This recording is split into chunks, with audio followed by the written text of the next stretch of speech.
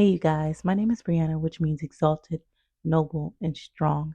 And here on my channel, we talk about God, we talk about trust, we talk about bettering ourselves. And today we're going to be talking about why fasting is so important. So, without further ado, let's go ahead and get right into it. Fasting is so important because it allows you to open up yourself to spiritual enlightenment with God. So, let's go ahead and talk about what fasting actually is. Fasting can be going without water and food for a certain amount of time. It can be going without just food for a certain amount of time. And it can be just fruit and vegetables for a certain amount of time. It can also be certain things that God is leading you to fast from, certain things that you have high desire for, certain things that make you basically lust after it. There's a Bible verse where the Israelites were getting the manna and they had some foreigners come into their group, and the foreigners were reminding them about regular food and reminding them about meat. So the Israelites started craving meat a lot and wanting meat. So they started like begging God for meat. And when God gave them meat on this day, God could see the lust in them and how much they desired that food and how important that food was to them. And it's really basically disgusted God how much they were lusting after that food. So God killed off certain Israelites that were treating food as if it was more important than their walk, treating food as if it was more important than life. So that tells you a lot about how God sees food and how God doesn't want us to lust after food. When it comes to you and you're seeking God with all your heart, He puts things on your heart and your mind to let you know, I'm requesting this from you. So for me, when I was breaking a stronghold from my narcissistic relationship, God put it on my heart and my mind to fast alcohol for 40 days and 40 nights so I can break that stronghold. Now, He put it on my heart to fast alcohol because alcohol was very, very important in that relationship. And when I fasted that alcohol for 40 days and 40 nights, you guys, I didn't do any food fasting or anything like that in that time, but I received so much spiritual enlightenment, and I was really able to break that stronghold from that relationship because it was like giving up my desires gave me the ability to let that go and let God in. It's really unexplainable. You really got to do a fast to understand it. And I will also say that there's a lot of spiritual recognition from even demonic people when you start a fast. I never even spoke about this with anybody, but God had also led me to do a fast, and it had to do with food. And this was the time that I was still around my ex. And I didn't say anything. I kept it secret because around this time, God was also putting it in me to keep a lot of things to myself. Don't tell anybody, don't trust everybody with things that I'm telling you to do in your walk. So I was keeping it to myself that God was telling me to go on a fast where I was only eating fruits and vegetables. And it was just a 3-day fast.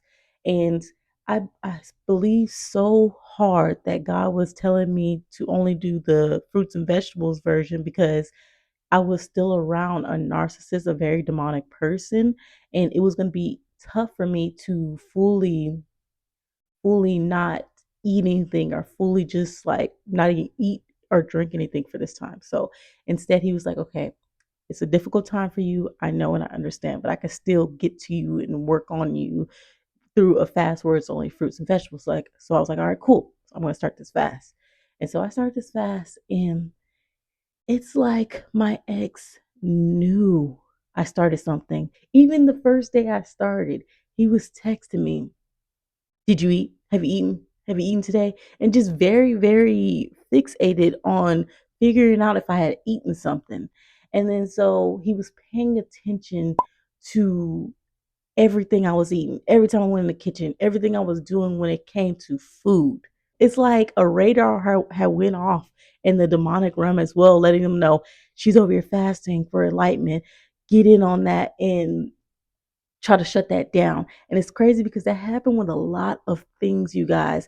It was like the demonic realm was signaled for a lot of things that I was doing for God in my walk, which brought in a lot of demonic people on my path trying to stop that thing.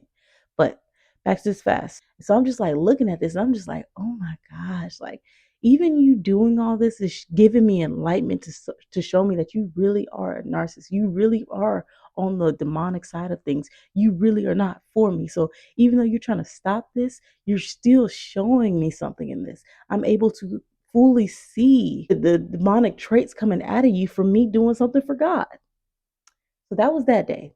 The second day, he was still sending in text, have you eaten today? Do you want me to grab something on the way home? And things like that. And I remember it was, I believe it was the second day of this fast. He brought home churches and was just doing the most to try to get me to eat it and like eating it all in my face and trying to make me desire what he was eating. I don't even eat church's chicken, but I was just like, you're doing a lot for me to disrupt me on this fast. It's like it's really kind of disgusting. Like it's really like you're trying too hard. It's making me want to do the fast even more. I mean, yes, it's making me have some desires and making me want to eat, but it it really just was making me look at him like, wow, you're really sick in the head. So by the third day, he had really just caught on to it, and we got into an argument because I was just he brought home food again that day and also asked me if I had ate again that day. And I just confronted him about it and I called him sick. Basically, I called him sick to his face. Like, what is wrong with you? Why are you trying to disrupt what I'm doing? I didn't fully come out and say what I was doing, but I was just like, why are you trying to get me to eat? Why are you trying to knock me off what I'm trying to do? Like, what is your deal? What's up with you? Like, this is weirdo behavior. And of course, as a narcissist, he just denied it and made it seem like I was tripping. I was crazy for thinking that that was what he was doing. And that's just a lie and a figment of my imagination. But the proof was in the pudding.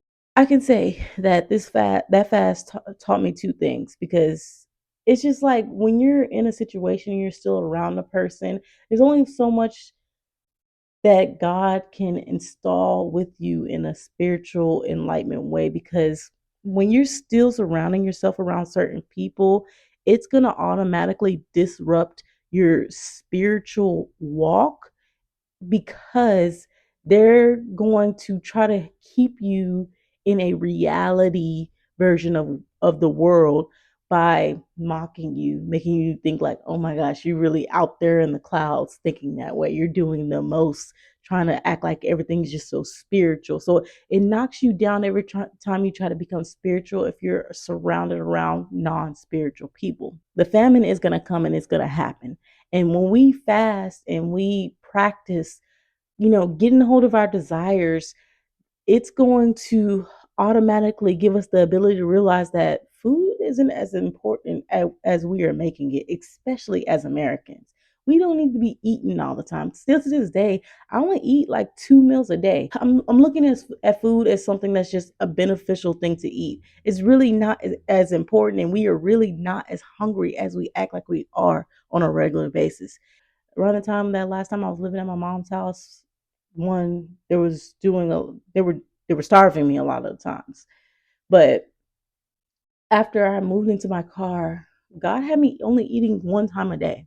And I was working out hardcore and 100% fine. So I feel like also if you're fasting and you're not eating as much, and God will do something to you to where he makes it enough to where you're okay. So I learned that. And then I also learned that you should be doing a fast on a regular basis. Like it should be something that you do for just, it's like a practice to, I'm basically going to give up this desire to learn some more today. He puts things on your heart and your mind, regularly in life to get you to do certain fasts so you can wake up to certain things, so you can let certain things go. And all I got to say on that is make sure you're meditating, talking to God, praying, asking for guidance, and He'll just do it, period. But yeah, that's all I have to say for today. Thank you so much for watching. Go ahead and like, comment, and subscribe to my channel, and I'll see you guys in the next one. Peace. In this crazy life we live, we all need someone to hold, a friend to light the way when the world starts to unfold. Through all the ups and downs, the highs and lows we share, we'll stick together, ride or die. Let's show we really care.